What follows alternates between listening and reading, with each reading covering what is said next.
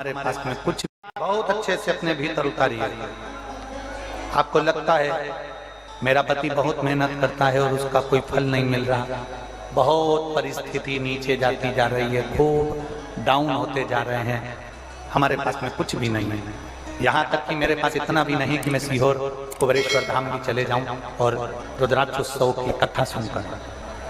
आपको लगता है ऐसा कि आपके पास में नहीं है इतना और मैं सीहोर तक भी नहीं जाता हूं, मेरे पास धन है। जितने आस्था चैनल पर सुन रहे हो, जितने मोबाइल पर सुन रहे हो, जितने यहाँ पंडाल में सुन रहे हो,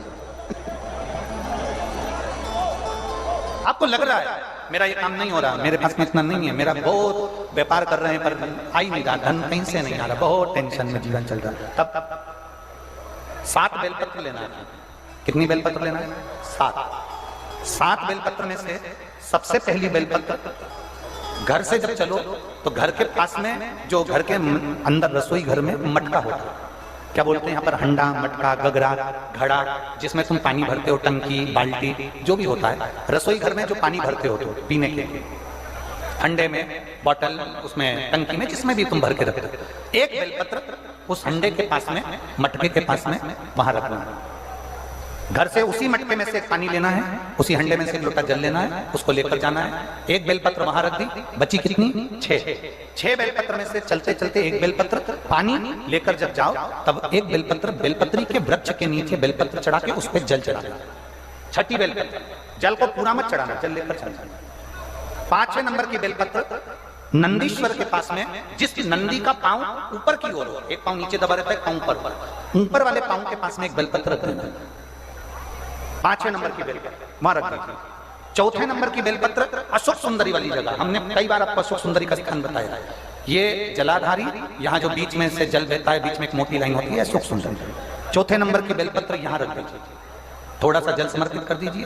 3रे नंबर की बेलपत्र यहाँ बैठकर जल चढ़ा रहे हो तो यहाँ रखो, यहाँ बैठकर जल चढ़ा रहे हो तो यहाँ रखो, यहाँ बैठकर चढ़ा रहे हो तो यहाँ रखो, मतलब पार्वती जी का जो हस्तकमल है उस पर रखना और उस पर जल चढ़ाना। 3रे नंबर में। 2रे नंबर की बेलपत्र शंकर भगवान का जो शिवलिंग है उसके ऊपर बेलपत्र को रखना है। बेलपत्र की जो डंडी है, आप बैठे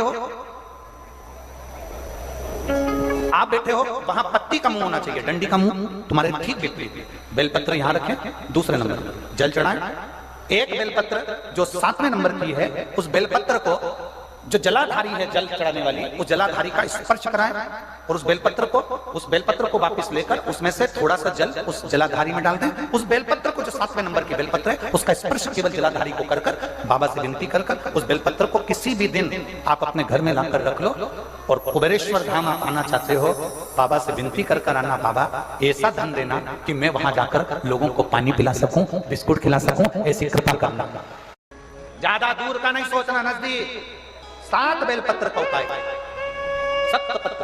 7 बेलपत्र का उपाय शिव जी का एक आनंद फल प्रदान करना। पहली परिंडे के पास, 2री बेलपत्र के वृक्ष के नीचे, 3री नंदी के यहाँ, 4थी अशोक सुंदरी के यहाँ, 5वीं पार्वती जी के यहाँ, 6ठी भगवान शंकर के ऊपर, 7वीं जलाधारी का स्पर्श कराकर वापस।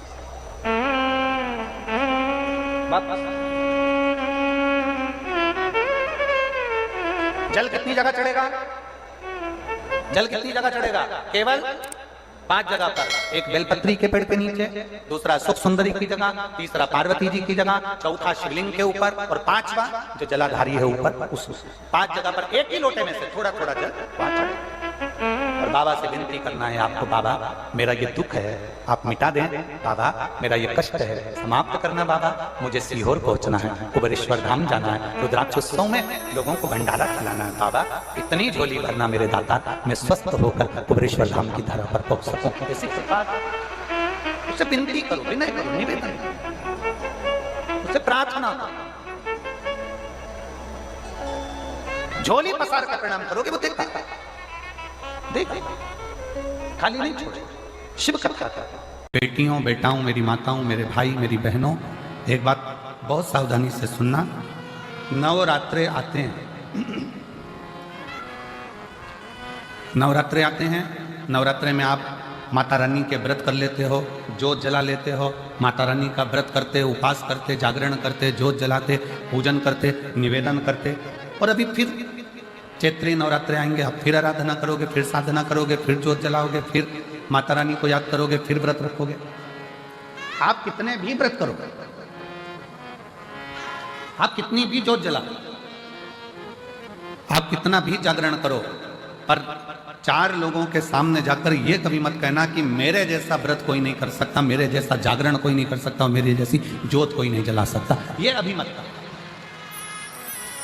आपके मुख से तो शब्द निकलना चाहिए, आपके मुख से तो वाणी निकलना चाहिए कि वो माँ अम्बा, जगदम्बा, दुर्गा भवानी, माँ वैष्णव रानी, माँ जगत जननी, माँ नैना, माँ मनसा, माँ कांगड़ा, माँ चिंतपूर्णी, माँ ज्वाला, उसकी जैसी इच्छा होती है वैसा व्रत करा लेती है, और उसकी जैसी इच्छा होती है वैसा जागरण करा लेती है, और उसकी जैसी इच्छा होती है वैसी जोत जला लेती है। आपको कथा में कहा था कि माता रानी की चौकी लगाओ, व्रत करो, आराधना करो, तुम कुछ भी करो, तुम्हारी साधना करो, शंकर के मंदिर जाओ, 1 लोटा जल चढ़ाओ, चाहे गुरुद्वारे में जाकर सेवा कर रहे हो, चाहे तुम कोई भी सेवा कर रहे हो, चाहे लंगर की सेवा कर रहे हो, चाहे भंडारा कर रहे हो, पानी पिला रहे हो, झाड़ू लगा रहे हो, पोछा लगा रहे हो, पर तुम अपनी सेवा का गुणगान किसी से मत करो। अपने भीतर के अहंकार को अपने अंदर से निकाल कर बाहर फेंक दो। जब अहंकार अपने अंदर से निकल कर बाहर जाएगा तो निश्चित है कि परमात्मा को मिलने में देरी नहीं लग पाएगी। परमात्मा को मिलने, एक ग्राहक आया और आकर बोला 13 किलो मुझे बाजरा दे दो।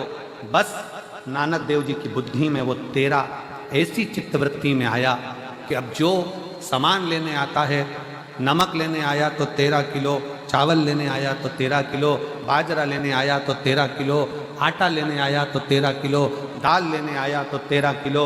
अब तो केवल 13 सेठ जी को मालूम पड़ा कि ये नानका तो बड़ा गजब का काम करे है कि सबको 13 किलो दे रहा है। कोई 2 किलो ले तो 13 किलो और 50 किलो ले तो 13 किलो।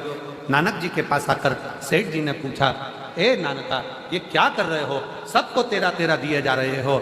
नानक जी ने कह दिया, इस संसार में कुछ भी मेरा नहीं, हे परमात्मा सब तेरा है, इसलिए 13 के भाव सब तेरा। एक आश्रितता बड़ा।